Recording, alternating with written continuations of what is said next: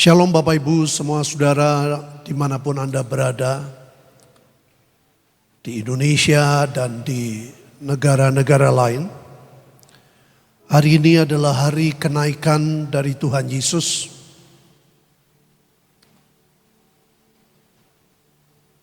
Saudara, kita bersyukur kita punya Tuhan yang dari roh mengejawantah menjadi manusia.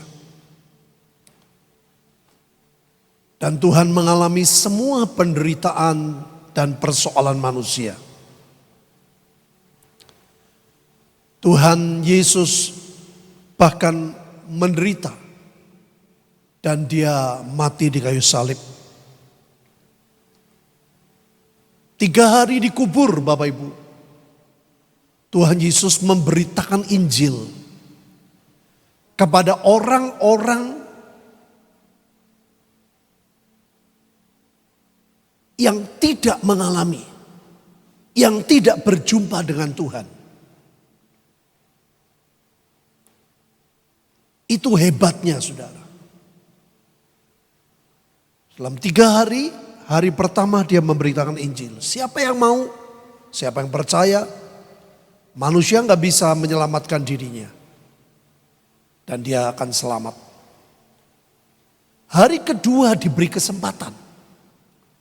Hari ketiga, kalau mereka tidak mau, mereka lewat.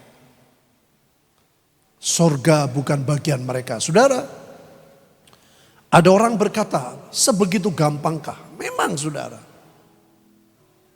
Apa yang saya katakan memang? Sulit orang masuk surga. Kebaikan kita, Alkitab berkata seperti kain kotor. Agama tidak akan pernah bisa membawa kita ke surga. Termasuk agama Kristen. Itu sebabnya kalau kita saudara mengenal Yesus hanya sebagai agama. Saudara tidak alami surga. Tapi kenali secara pribadi. Dan pribadi itulah yang membuat kita bisa masuk ke surga. Bukan karena kebaikan kita. Tapi karena kita mengalami penebusannya. Saudara, kita lihat ada banyak orang yang pernah mati dan bangkit. Entah sekian jam, 2 jam, 3 jam dan sebagainya. Tapi orang itu mati lagi. Tuhan Yesus, dia mati, dia bangkit dan dia tidak mati lagi. Dia naik ke surga. Duduk di sebelah kanan Allah Bapa. Apa yang dijanjikan? Apa yang disampaikan? Kita akan belajar.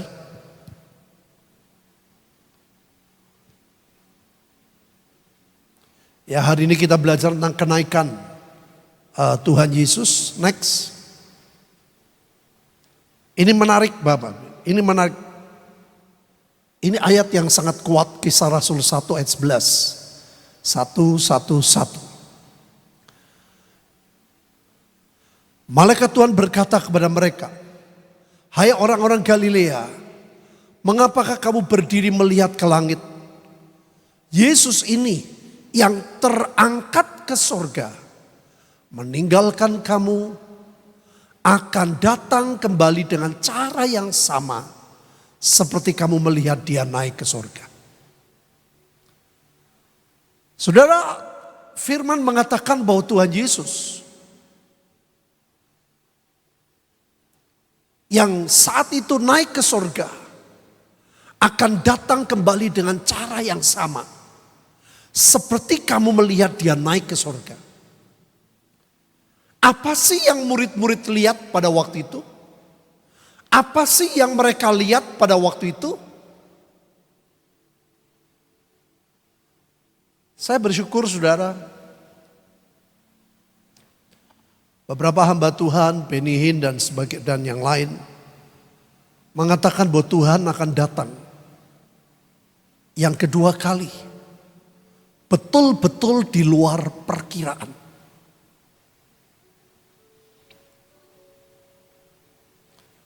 Saudara, inilah waktunya hidup kita tidak bisa dengan pikiran. Hidup kita tidak bisa dikendalikan dengan pikiran atau perasaan. Sebab Tuhan berkata, kedatangan Tuhan tidak seperti yang kau kira. Tidak seperti yang kau pikirkan. Alkitab mengatakan, saudara, bahwa dunia akan mengalami penderitaan.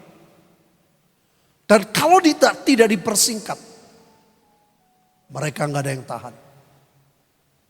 Saudara, virus yang sedang terjadi, kalau kita lihat di Alkitab, di kitab Wahyu ini belum apa-apa Bapak Ibu. Ini seperti contoh. Dunia sudah berteriak, saudara. Banyak orang-orang Kristen yang gugur imannya. Hari Minggu lalu pada waktu saya sampaikan firman Tuhan.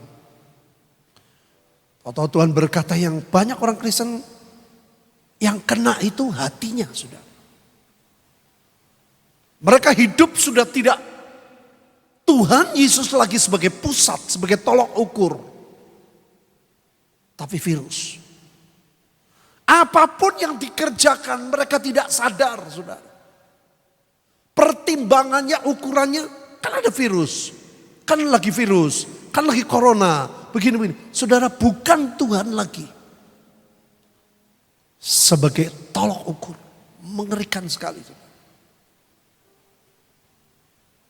Saya baru ngerti. Itu yang disebut iman banyak orang gugur. Saudara, kita mengalami kesempatan yang luar biasa. Ribuan paket sembako yang kita sudah berikan, saudara. Dan dari pengalaman, dari cerita, dari kesaksian, puluhan kali saudara kita dulu sudah melakukan.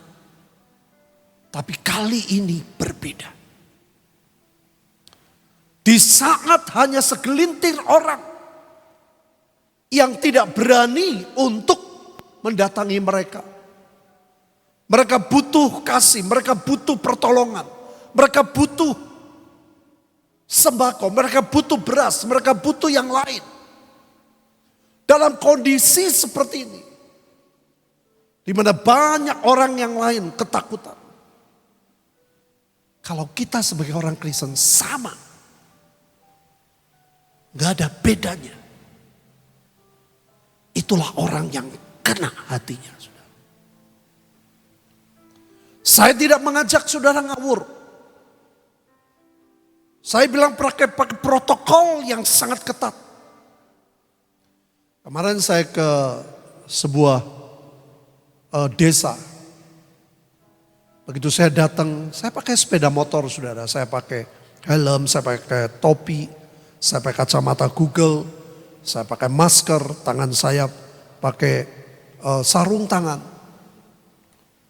Rupanya kepala dusun atau yang lain mereka tahu. Saudara, senangnya bukan main. Mereka berterima kasih, dia bilang terima kasih ya. Bapak-bapak mau datang, mau menolong kami. Ada orang yang sekian lama, saudara, terpaksa berhutang karena dia gak bisa makan. Ada orang yang sekian lama meminta pertolongan kepada tetangga. Dan ada banyak orang mengalami ketakutan. Di saat orang banyak mengalami ketakutan, kita takut sama dengan mereka. Apa bedanya? Saya bilang kalau nggak sehat jangan.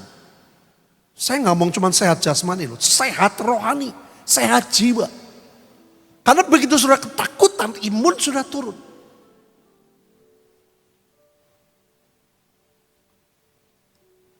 Ini betul-betul saudara seperti bapak yang berlari menjemput anak bungsu. Kekristenan tuh kelihatannya tuh dalam kondisi begini, saudara. Kalau gak ada masalah, wah haleluya, lagi begini baru kelihatan. Sekali lagi saya tidak mau mengajak saudara mengawur. hitung sehat tidak. Protokolnya komplit enggak. Dari awal sudah saya bisa mencium, merasakan. Orang-orang yang takut, orang-orang yang tidak respect akan apa yang Tuhan ajak. Saya tidak mengajak saudara terlalu berani. Sehingga tidak dengan perhitungan. Tidak menjaga social distancing. Tidak menjaga jarak. Mereka minta, Pak foto, Pak foto. Ya boleh. Simbolik Pak, simbolik. Habis itu saya menjauh sudah. Saya gak mau ngawur. Pulang sebelum berangkat saya disemprot disinfektan. Mau masuk murah disemprot disinfektan. Saya masuk, saya lepas semua ganti pakaian.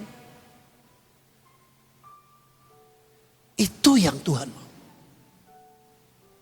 Kenapa saudara? Kembali kita lihat ini. Cara yang sama. Apa sih yang murid-murid lihat saudara? Cara yang sama. Perhatikan saudara di ayat ini. Di mana yang paling menarik buat saudara? Alkitab berkata, mengapakah kamu berdiri melihat? Apa yang mereka melihat ke langit? Melihat Yesus yang terangkat. Ini kunci saudara. Kalau saudara dan saya tidak mau terangkat, tidak mau mengupgrade diri,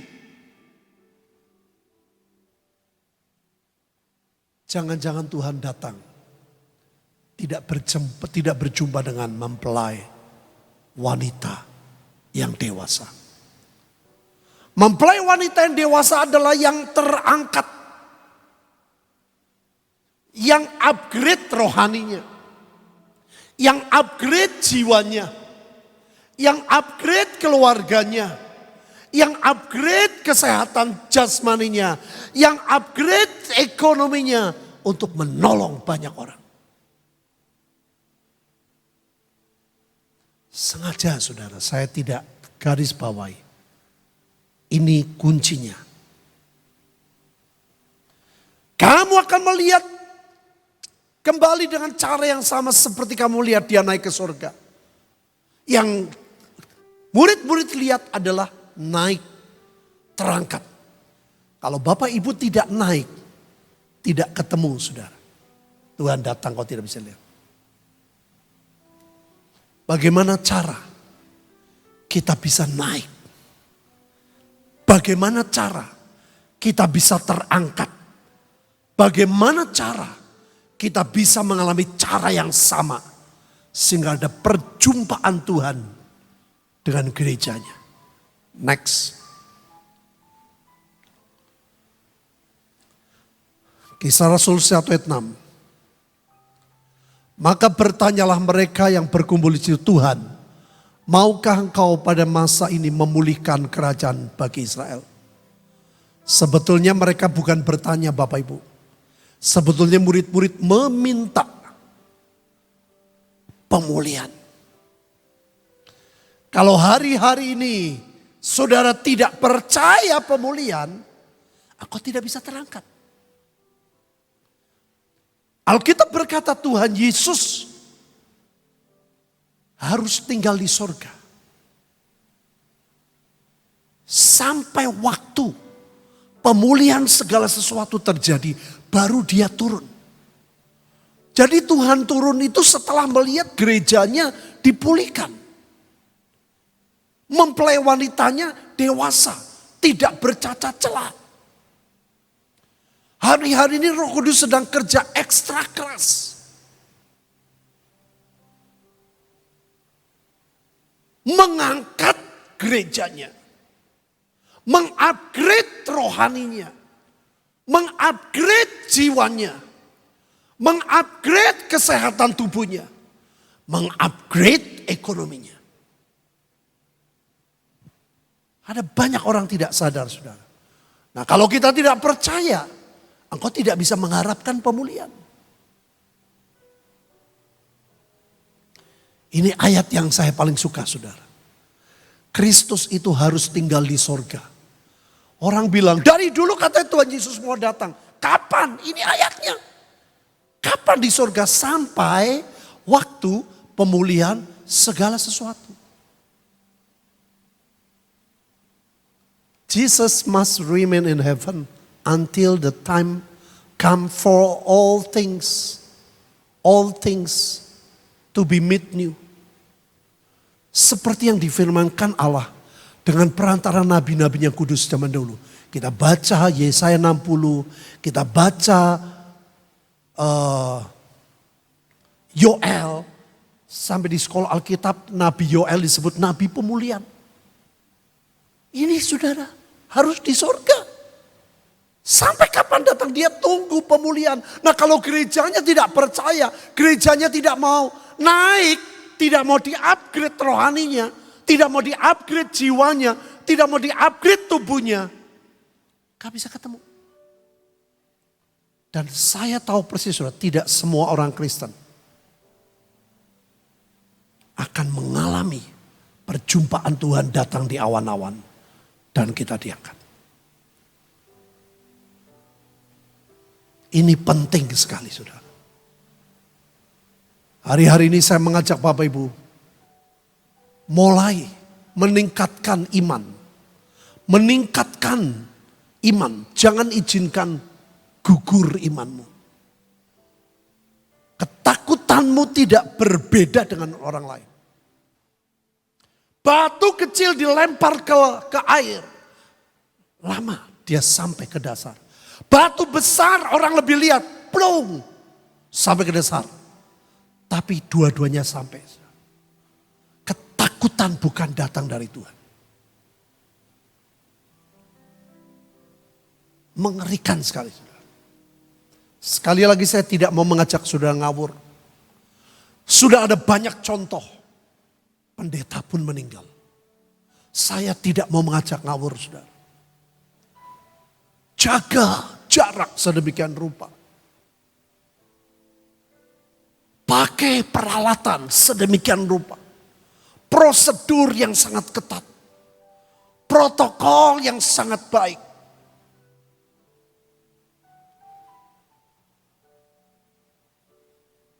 Kalau tidak, sudah gak pernah percaya apa itu pemulihan segala sesuatu.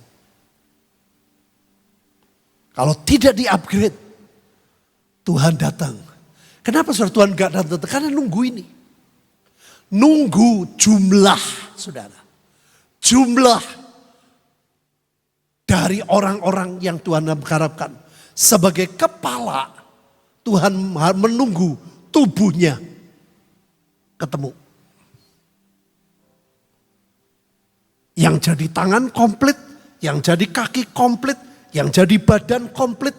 Maka Tuhan akan datang menemukan mempelai wanita yang dewasa. Yang tidak bercacat celah. Next. Inilah syarat saudara, inilah syarat. Apa saudara yang harus kita lakukan? Kerjasama. Kenapa kerjasama? Kitab kita adalah kitab perjanjian.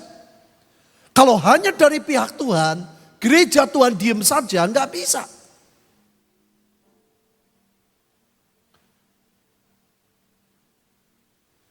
Satu Tesalonika 5:23. Semoga Allah damai sejahtera menguduskan kamu seluruhnya.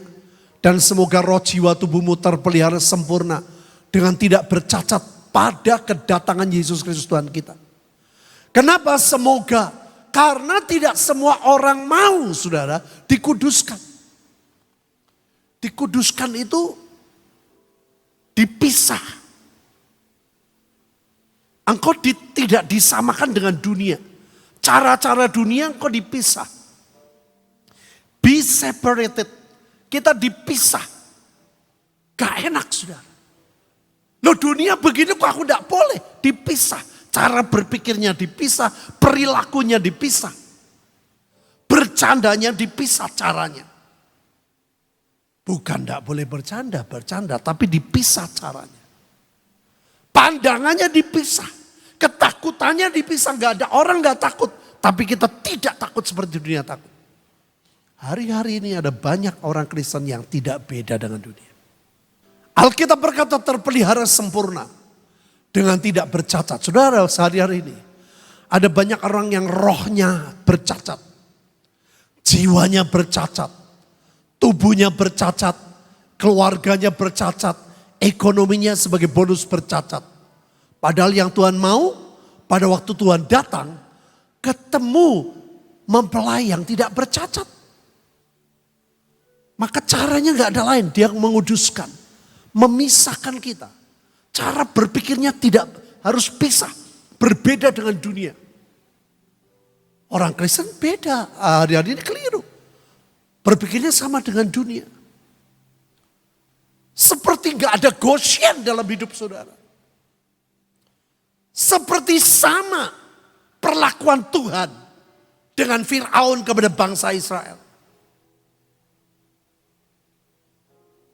Ini menyedihkan sekali Bapak Ibu. Perhatikan, saya senang dengan ayat 24. Ia yang memanggil kamu adalah setia. Ia juga akan apa Bapak Ibu? Menggenapinya. Jadi dari pihak Tuhan pengen cepat saudara. Dia mau pulihkan rohanimu. Dia mau pulihkan jiwamu yang bercacat. Dia mau pulihkan rohanimu yang gampang jatuh dalam dosa. Dia mau pulihkan jiwamu yang mudah marah. Yang mudah tertekan. Dia mau pulihkan tubuhmu yang dari banyak sakit penyakit. Dia mau pulihkan ekonomimu supaya kau jadi berkat buat banyak orang. Dari pihak Tuhan saudara full, all out. Roh Kudus all out.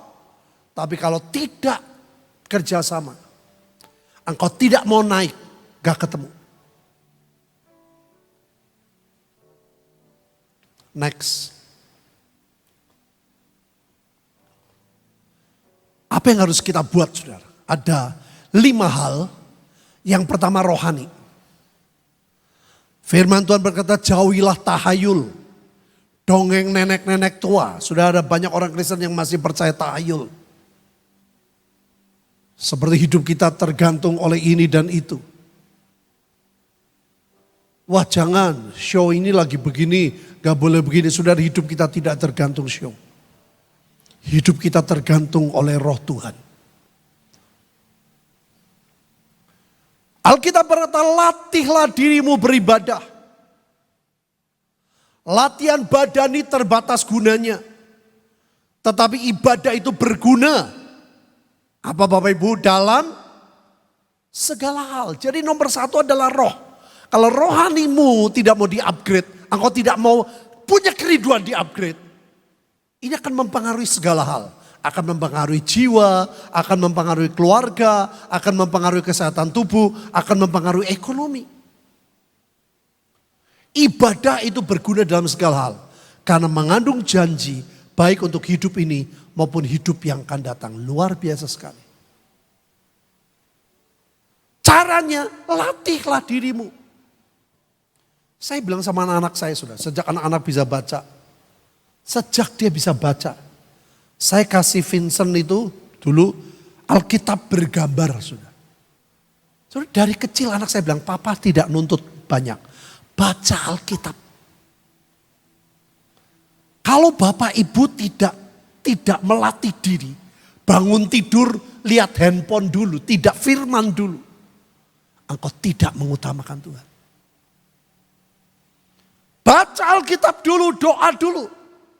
Terserah, oh Pak saya biasanya satu pagi 50 pasal, monggo.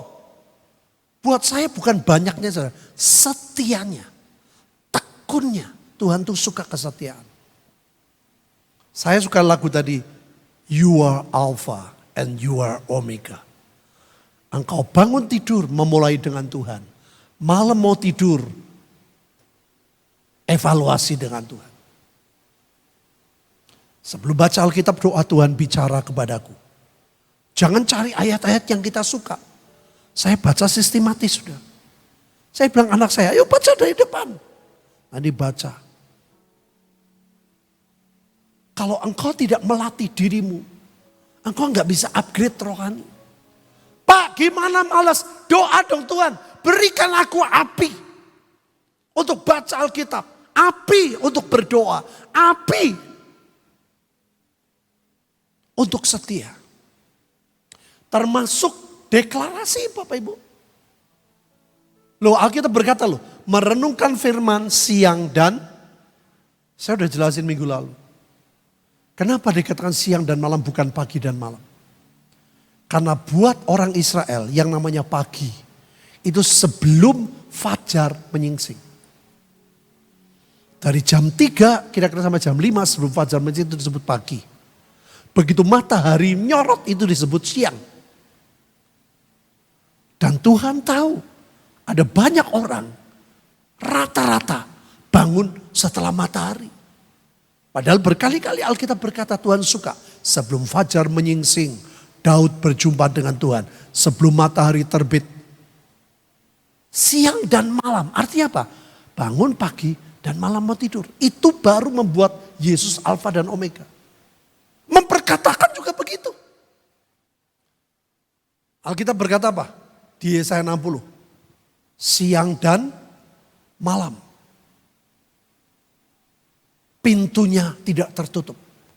Saya melatih saudara. Setelah saya baca Alkitab, saya deklarasi. Mazmur 91 saya perkatakan. Yesaya 60 saya perkatakan. Malam mau tidur juga begitu. Itu yang minimal Bapak Ibu.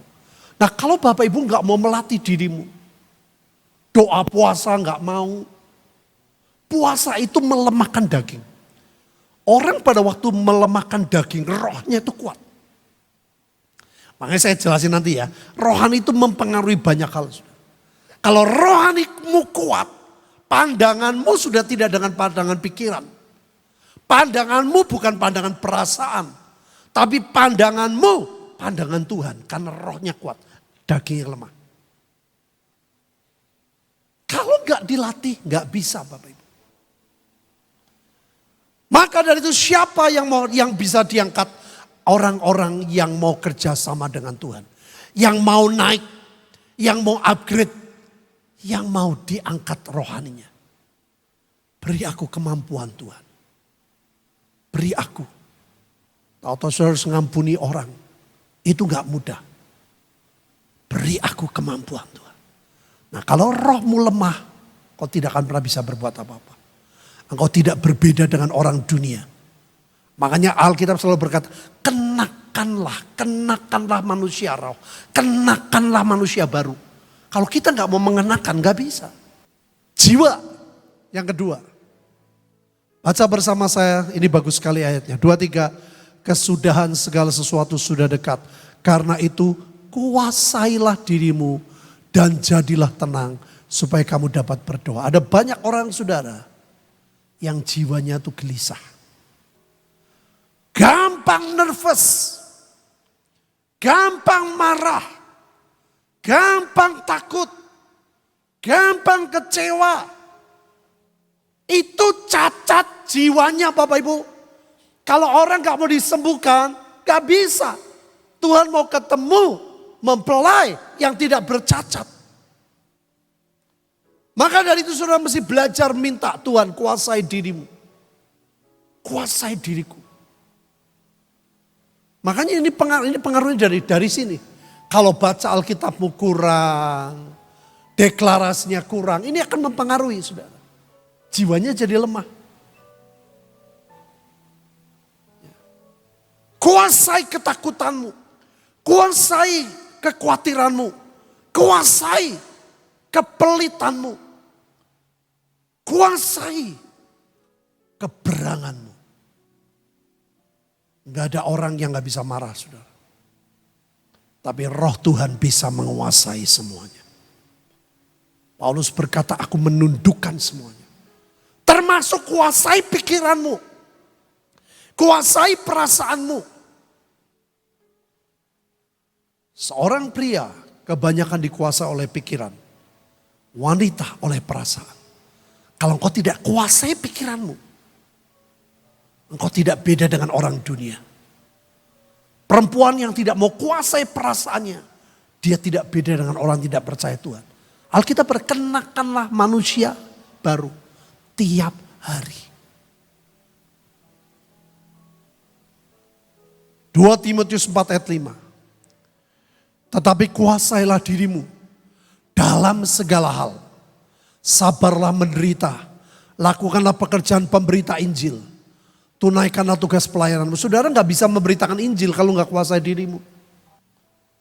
Jadi saudara, kalau tidak mau disembuhkan, sulit loh. Nah ini menunggu, menangguhkan, menunda kedatangan Tuhan. Karena nunggu ada banyak orang yang jiwanya bercacat, yang pikirannya lebih kuat dari rohnya, yang perasaannya lebih kuat dari rohnya. Terus persoalan.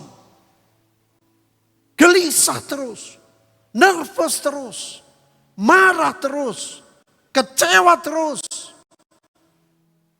Dan tidak pernah mengerjakan, menuntaskan. Apalagi menunaikan, melakukan pekerjaan Tuhan aja enggak. Saudara, yang ketiga adalah keluarga. Yohanes 2 ayat 11. Hal itu dibuat Yesus di Kana di Galilea sebagai yang pertama dari tanda-tandanya. Dan dengan itu ia telah menyatakan kemuliaannya.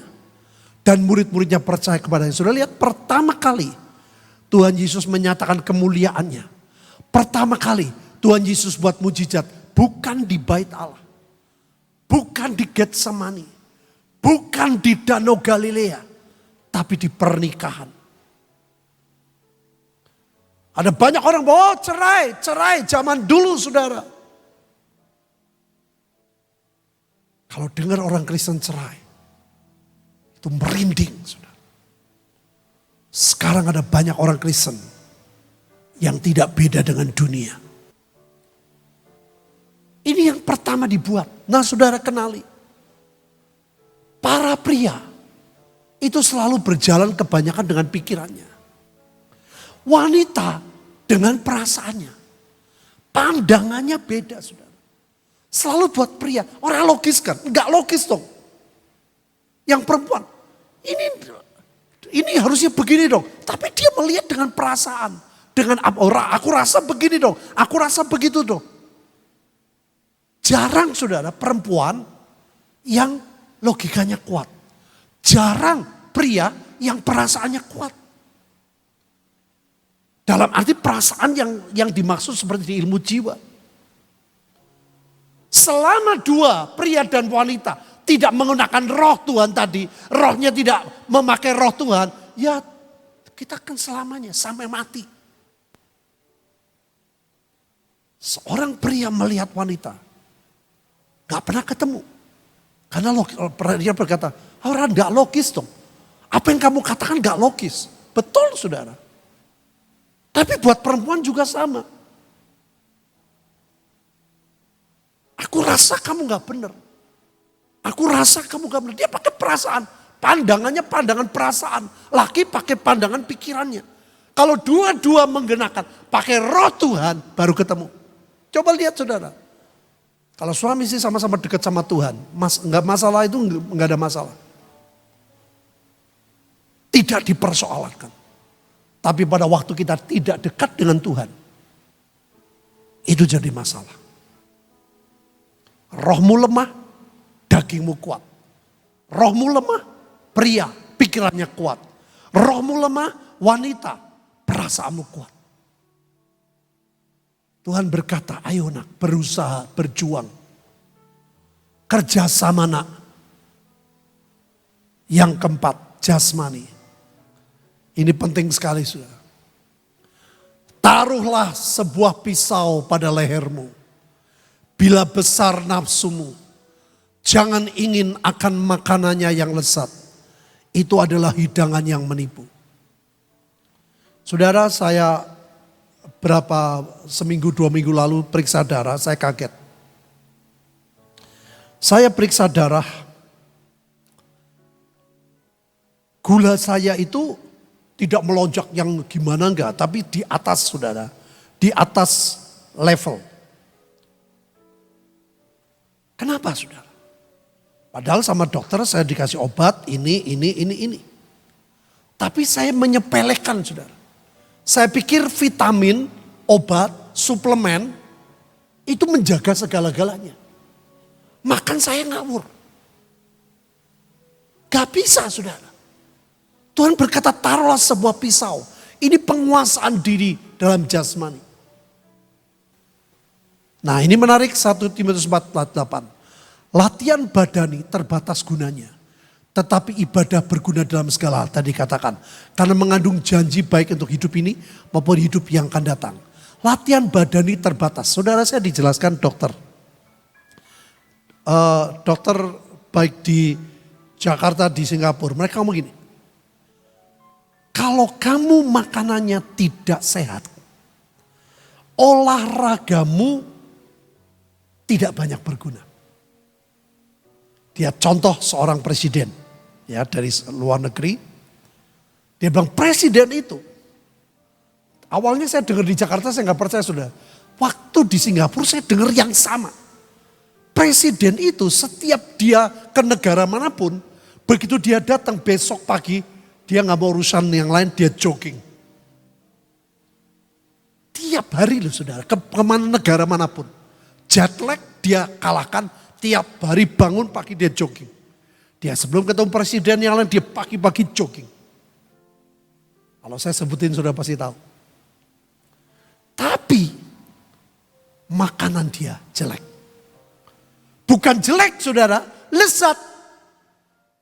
Makanannya lezat, tapi gak sehat. Saya dijelasin, oh saya baru ngerti. Olahragamu tidak mendukung. Jadi ternyata makanan itu penting sudah.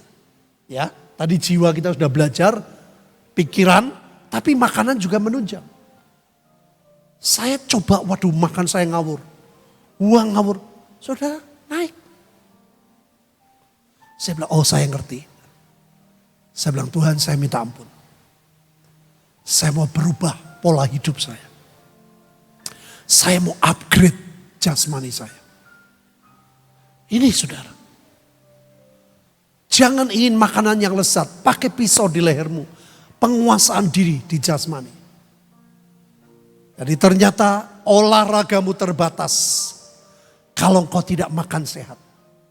Itu kemarin yang orang yang kena positif saudara. Di sebuah tempat. Saudara sudah dengar kesaksiannya. Pertama dia tidak takut, kedua makanan sehat. Alkitab sudah tulis saudara. Alkitab sudah tulis. Baca di Alkitab. Apa makanan yang sehat, yang tidak sehat.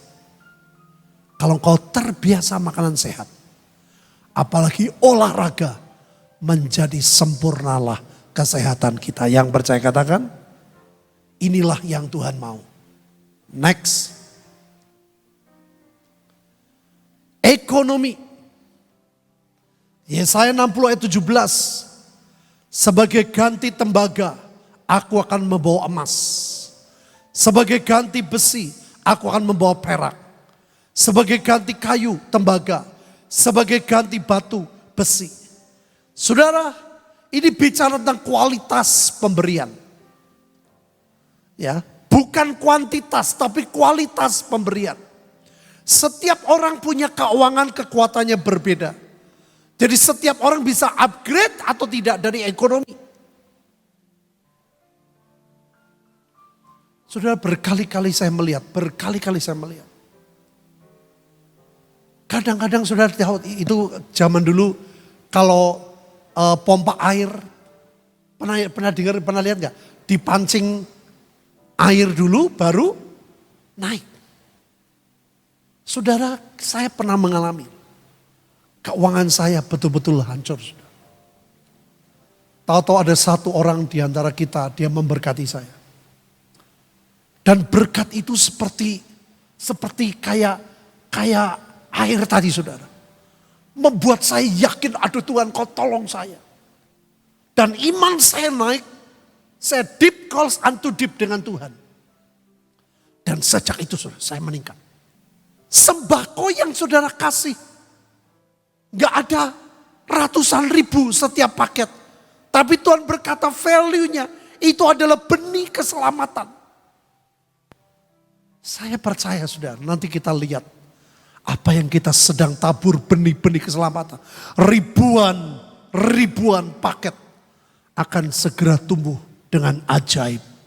Yesaya 60 ayat 7 terjadi.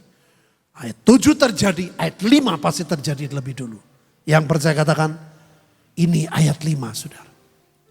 Engkau harus belajar menaikkan level.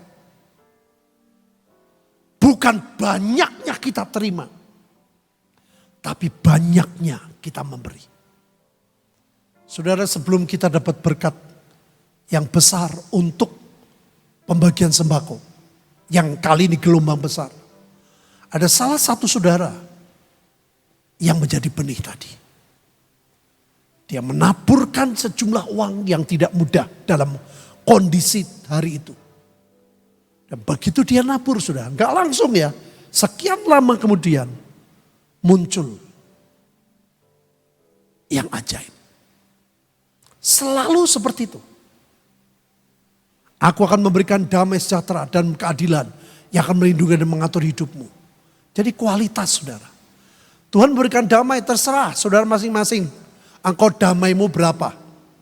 Tapi Tuhan akan memberikan keadilan. Yang memberi banyak akan mendapat banyak. Saudara, kita memberikan sembako ini gak cuma sekali. Kita melihat saudara ada orang-orang yang sungguh kasihan.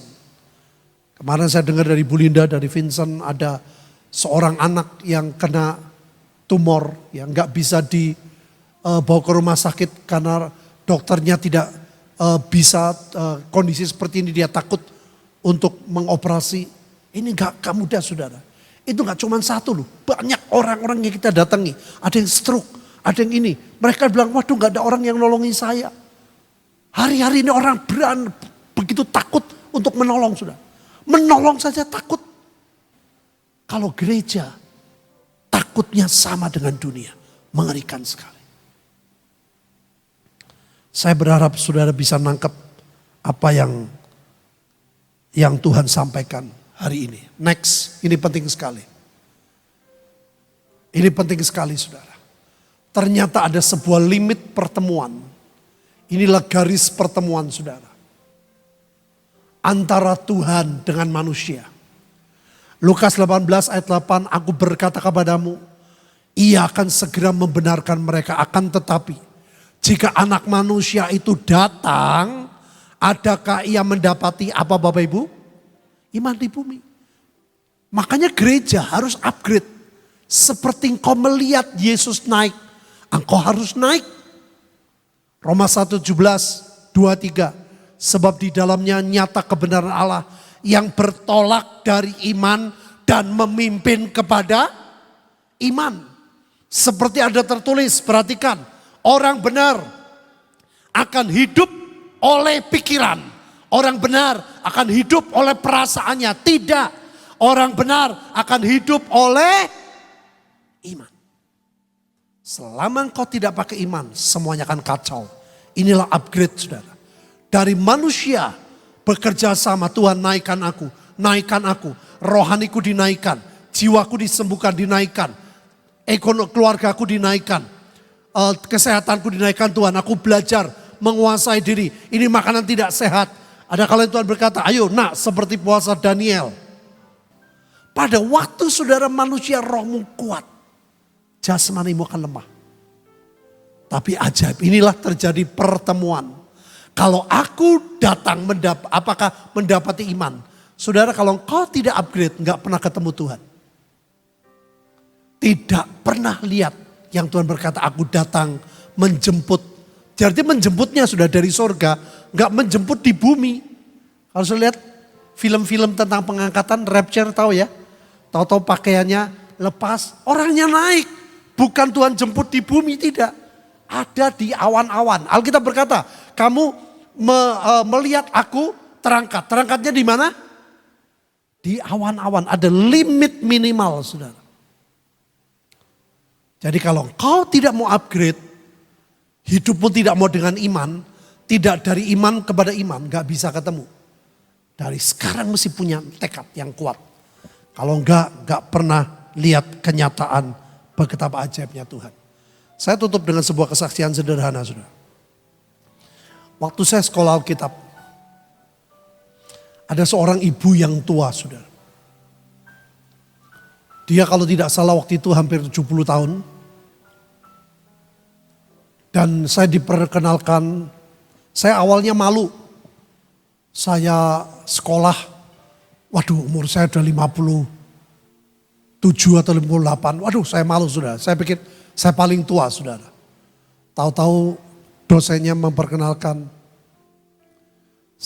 Rupanya dosennya tahu saya malu. Dia bilang, Bapak Ibu di tempat ini ada mahasiswa yang paling tua. Aduh, saya menunduk sudah, jangan-jangan aku ini. Tahu-tahu dia bilang, mahasiswa ini adalah seorang ibu. Waduh, ojo-ojo nyonyaku. Jadi aku sama-sama, waduh ini siapa nih sudah. Kata dia bilang, ada seorang ibu namanya saya lupa. Dia berumur 70 atau 69, saya tahu lah. Pokoknya umurnya udah tua sudah. Begitu saya dengar, saya kaget sudah. Sampai saya nengok ke belakang. Yang mana? Oke sudah cerita selesai. Sekian waktu saudara. Pada waktu saya lulus S3. Dan saya mengajar di sekolah Alkitab itu. Saya ketemu ibu yang sama. Loh kok pirang tahun nih S2 kok munggah. Saya diam saja, saya nggak enak. Tapi sekian waktu kemudian, saya diberitahu saudara. Waktu itu saya diberitahu. Saya bilang, loh Pak Rektor, ini mahasiswa abadi dong. Sudah berapa tahun? Dia ngomong, oh kalau dihitung sih kira-kira 8 tahun. Hah? Sekolah Alkitab 8 tahun? Nah terus? Kenapa enggak selesai? Habis dia tuh lupa apa? Pinter bahasa Inggrisnya bagus. Yunani bagus. Ibrani oke, lumayan lah. Tapi setiap ujian ditanya dari 10, 1 yang inget. 9 gak inget. Waduh. Lah terus piye? Lah kasihan dong Pak. Mendingan gitu di DO saja dong. Kasihan daripada. Lah dia bilang rektornya, Pak saya sudah DO dia. Sudah Bu, memang otaknya ibu sudah tidak memadai. Artinya apa? Dia pintar, dia ngerti. Tapi pelupanya tuh luar biasa. Rupanya kurang minum ginkgo biloba saudara.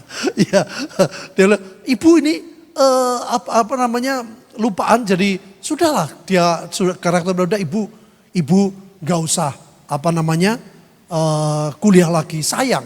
Bayar duit, waktu bertahun-tahun dibuang. Saudara rektornya terkejut, dia bilang sama saya. Dia bilang, biarpun tidak lulus, saya akan sekolah sampai Tuhan datang yang kedua kali. Rektornya kaget. Pokoknya kalau Bapak tidak ngusir, tidak kasih surat, saya keluar, saya tidak akan keluar. Saya tetap akan bayar kuliah dan saya akan kuliah sampai Tuhan datang. Waduh saudara, akhirnya rektornya kebingungan. Saudara apa yang terjadi? Pada waktu wisuda, ibu ini tetap tidak dinyatakan lulus. Tapi diberi surat penghargaan. Bisa ngerti Bapak Ibu? Sebetulnya surat penghargaan itu lebih tinggi dari surat kelulusan. Dia diberi surat penghargaan bahwa ibu ini melakukan kerinduan untuk terus belajar sampai kedatangan Tuhan. Jadi rektornya menjelaskan kenapa saya memberikan surat penghargaan. Karena dia siap sekolah sampai Tuhan datang. Sudah bisa ngerti kisah ini? Contoh ini. Kalau engkau tidak punya niat yang besar. Kalau engkau tidak punya hasrat yang kuat. Upgrade imanku Tuhan. Upgrade rohaniku Tuhan. Upgrade jiwaku yang lemah. Upgrade jiwaku yang cacat. Upgrade tubuhku Tuhan. Yang tidak menguasai diri makan sembarangan. Upgrade Tuhan keluargaku. Terus bertengkar dan marah. Upgrade ekonomiku Tuhan. Dari pelit, kikir. Untuk kami bisa memberi. Saya percaya pada waktunya Tuhan akan memberikan surat penghargaan. Engkau setia. Aku berkenan kepadamu. Saya berharap saudara nangkep. Ini hari kenaikan. Nanti 10 hari lagi. Hari Pentakosta. Siapkan diri dari sekarang saudara. Apa yang dinubuatkan hamba-hambanya. Biar kita alami. Kalau kau tidak punya kerinduan kuat. Percuma saudara. Jadi rektornya berkata, aku lebih menghargai daripada mahasiswa yang lain.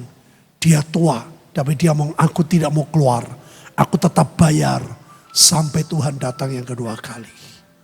Mari kita punya tekad yang sama.